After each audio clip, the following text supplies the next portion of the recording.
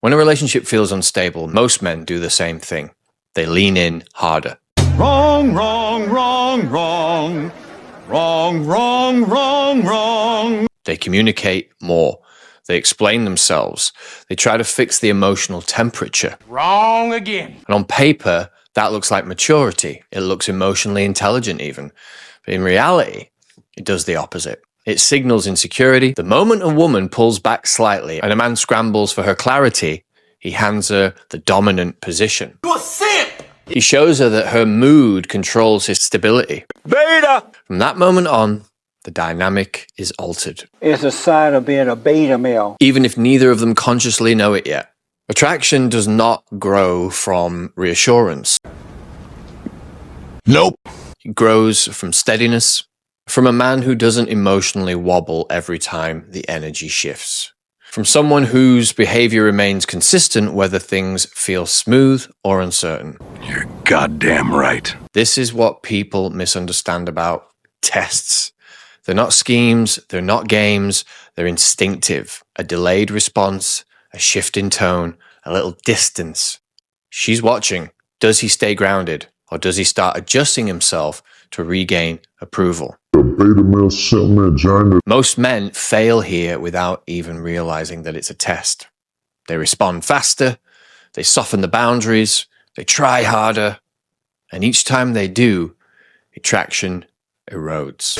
It's not really most men that make this mistake, it's the vast majority of men. And if you're honest, you'll recognize that you've made this mistake. You may even have watched enough red pill videos to understand that you need to be indifferent like the bad boys and the chads so that you're unpredictable and a mystery. And that will cause the woman to obsess about you and try to get you and tie you down because you're not like all the other men, the simps that bend over backwards to try and win her approval and validate themselves to her. But despite you being aware of this information and understanding this, you still can't stop doing it. Why is that? It's because the conditioning is so deep. We live in a gynocentric culture where basically boys are raised by women. Their mothers, most teachers in primary school in the early grades are women, and even in the later grades. Universities now are dominated by women. The culture is completely feminized, and the message that comes from women is, be a good boy,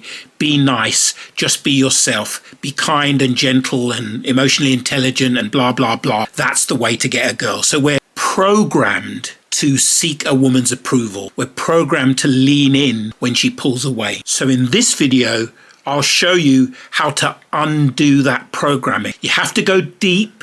And yes, you have to get spiritual. You can't do it unless you get spiritual. That's why no matter how many videos men watch telling them not to seek the approval of their woman, they can't stop doing it.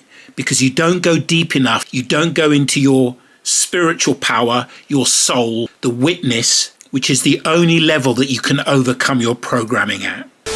Welcome to Men of Legend, you legend. I'm Paradox. And I'm on a mission to inspire red-pilled men like yourself to forget about women and go your own way, the wise way, so that you get to live your very best life by becoming your very best self. Okay, well, this has been weird. You seem like you're in the middle of a manic break. What's that you say? Why do I want you to forget about women? Am I gay or something? No, I'm just the wisest motherfucker in the room. You see, even if you're a young, dumb and full of cum, horny goat boy with a raging libido that means you just have to get laid, the best way to do that is to forget about women. These ain't opinions. These are facts. Because the one thing all the hottest women find irresistible about men is indifference. Women are turned on by men who don't care about them. But that begs the question, how the fuck does a young, dumb and full of cum horny goat boy who's desperate to get laid, or for that matter, a sad OnlyFans subscribing simp who's desperate for intimacy and female validation, It's a sign of being a beta male. or a man who grew up in that rarest of things, a healthy, functional family, and so yearns for a family of his own, and kind of needs a woman for that. How do all these guys just forget about women? Simple. They dedicate themselves, mind, body, and spirit, to the purpose of a man's life. What the fuck is that? But what if they don't know their purpose? I hear you protest. What do you mean they don't know their purpose? It's fucking obvious. What did you say, nigga? What is the purpose of an acorn? What is the purpose of a tadpole? What is the purpose of a caterpillar? What is the purpose of a baby boy? The answer to every one of those questions is the same. To self-actualize. I know it's not rocket science, but it seems like it's pretty difficult for you to figure out. An acorn self-actualizes by becoming an oak tree. A tadpole self-actualizes by becoming a frog. A caterpillar self-actualizes by becoming a butterfly. And a baby boy self-actualizes by fulfilling its potential physically, mentally, and spiritually. Obviously. Does the word duh mean anything to you? In other words, the purpose of a man's life is to self-actualize. That is, to become the very best version of yourself, physically, mentally, and spiritually. Spartans! What is your profession? Now, many men are attempting to become the very best version of themselves within the physical and mental dimensions of their being, because to compete for resources and status as a man, so you can attract hotter women, you need to be able to compete physically so you can outwork other men. And you need to be able to compete mentally so you can outthink other men. The problem is, the vast majority of men completely ignore the most important dimension of their being. The spiritual dimension. What the hell is even that? Why? Well, it's complicated, but basically because the 300-year-long ideological battle between Christianity, Wrong, wrong, wrong, wrong. Wrong, wrong, wrong, wrong. scientific materialism, Erroneous! Erroneous! Erroneous on both counts. and radical atheism Listen to me, you're wrong. And if you don't get it, I feel sorry for you. has left most men with absolutely no clue what the spiritual dimension of their being is, or even worse, left them believing it doesn't exist at all. You disrespect yourself and your nation. You are made of stupid. But never fear, the wisest motherfucker in the room is here to clear up all the confusion about your spiritual dimension, just like I did about your purpose as a man.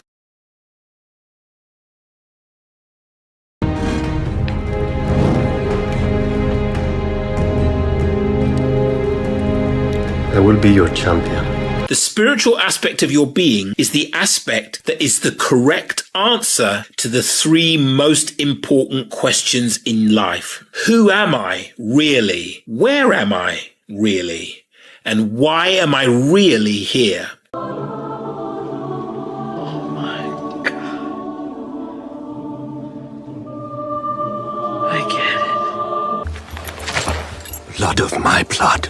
The spiritual part of you is your deeper identity, your existential location, and your higher purpose. From my perspective, all of the men who focus solely on the physical and mental aspects, because they're scientific materialists and radical atheists who don't believe in spirit, consciousness, free will, or that anything exists that is not physical energy and matter, You actually this stupid. are like three-legged stools with one broken leg. Damn! They are completely dysfunctional. Damn! That dysfunction shows up as a lack of inner peace, a lack of natural joy, and a lack of creative genius. Something is wrong with you! No man that does not know who he really is, or where he really is, or why he's really here, can ever truly be at peace. That's not ridiculous. That's not ridiculous to say that. Now, I know there are certain activities which seem to bring you peace, like fishing. Really, nigga?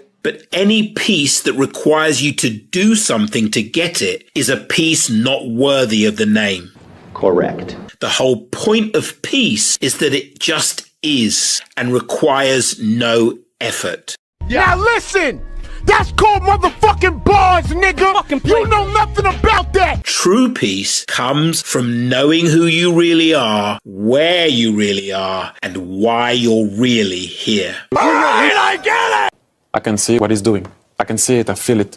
He's cooking. And if you don't know the most important things to know about yourself, you can't know peace. This motherfucker don't miss. No, he's fucking good. That motherfucker don't miss, man. He's good. In the heat of battle, he don't miss. No. In the heat of controversy, he don't miss. No. That's why you can't silence your own mind for 10 seconds straight. Try it now. Try not to think a single thought for 10 seconds. Go.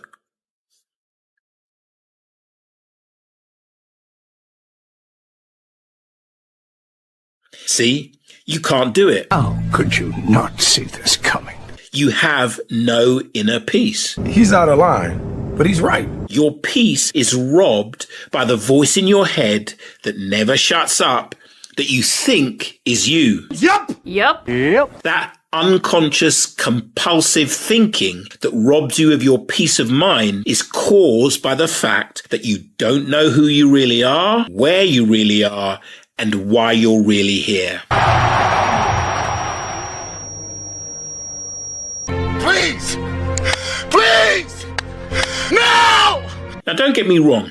I know that some of you think you know the answers to those questions because you have religious or scientific or atheist beliefs about who you really are. For example, God's creation. What? Where you really are. For example, in a purposeless deterministic universe. And why you're really here. For example, because of natural selection by random mutation. But a belief is just a coping mechanism.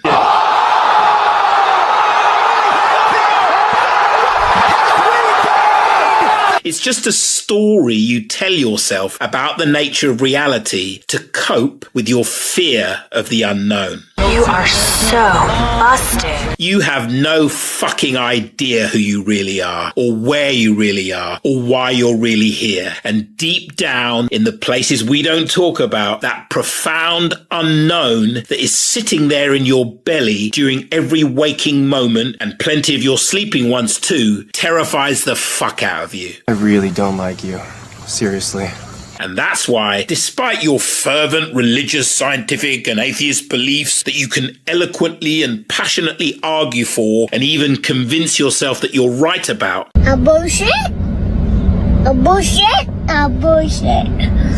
A bullshit. This bullshit has some broader implications. Here's a list of tips on how to avoid bullshit happening. You can't even choose to have a silent mind for 10 fucking seconds. You have zero peace and zero control over the voice in your head that never shuts up, that you think is you. Okay, I'm recusing myself from this situation. Thank you very much. All you have is the cope of your beliefs.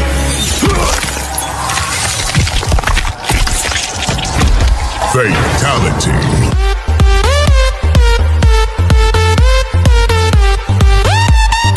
I, on the other hand, have put in the work and put in the hours. 23 years of them to be exact. Sound like a real nigga to me. So I do know who I really am, and where I really am, and why I'm really here. And I know that because I am at peace. And I can choose to have a silent mind for 10 seconds, 30 seconds, a minute, 5 minutes, or even longer, anytime I want. He is the one. Is he though? Sometimes may be good, sometimes may be shit. I've mastered my mind, and that's why I'm the wisest motherfucker in the room.